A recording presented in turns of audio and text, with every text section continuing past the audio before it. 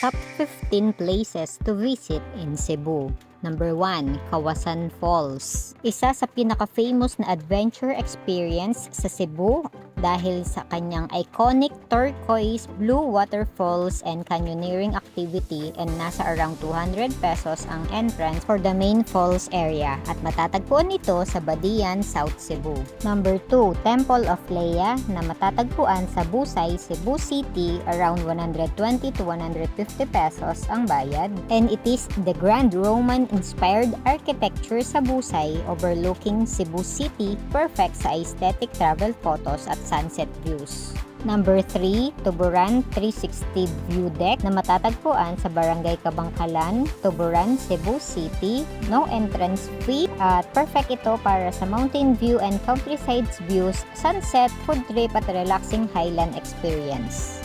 Number 4, Moalboal, Sardine Run, and Turtle Watching na matatagpuan sa Panagsama Beach, Moalboal. Nasa around 300 to 500 pesos ang gastos dito at makikita ang mga millions of sardines na gumagalaw na parang malaking underwater karting. Pwede ring makakita ng mga sea turtles. Number 5, Sirao Garden na matatagpuan sa Sirao, Busay, Cebu City, around 100 to 150 pesos ang gastos, and it is known as the Little Amsterdam of Cebu dahil sa colorful flower fields, windmills at mountain scenery. Number 6, Osmeña Peak Dalaguete na matatagpuan sa South Cebu at around 30 to 50 pesos ang gastos. Isa ito sa pinaka-iconic mountain destinations ng Cebu, famous for its rolling hills and panoramic sunrise views. Number 7, Oslob Whale Shark Watching na matatagpuan sa Tanawan, Oslob, South Cebu.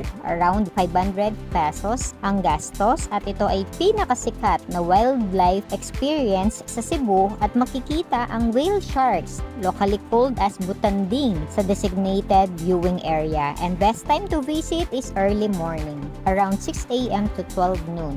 Number 8, Simala Shrine na matatagpuan sa Lindogon, Sibonga, South Cebu, and free ang entrance pero donations are welcome and the parking and candles may have separate charges. Simala Shrine is famous for its castle-like architecture, religious significance, and peaceful atmosphere. And travel tip, modest clothing is expected because this is an active place of worship. Number 9, the Little Kyoto of Cebu City na matatagpuan sa Babag 1, Cebu City, and around 100 to 120 pesos ang gastos because it is the Japanese-inspired attraction with torii gates, gardens, koi ponds, and scenic mountain surroundings. Number 10, Tops Cebu because of the city lights nito at matatagpuan sa Busay, Cebu City, around 100 pesos ang regular entrance fee na gastos dito, and this is the best place para makita ang Cebu City skyline, Mactan, and the city lights at night. Kaya best time to visit here is sunset hanggang gabi. Number 11 is Magellan's Cross and Basilica Minor del Santo Niño na matatagpuan sa mismong Cebu proper at wala itong entrance fee dahil ito ang pinakamahalagang historical and religious stops sa Cebu. And Magellan's Cross is associated with the arrival of Christianity in Cebu in 1521, while the Basilica Minor del Santo Niño is home to the revered Santo Niño image. Number 12 is Carcar City Museum na matatagpuan sa Carcar City, Cebu, and this is no entrance fee.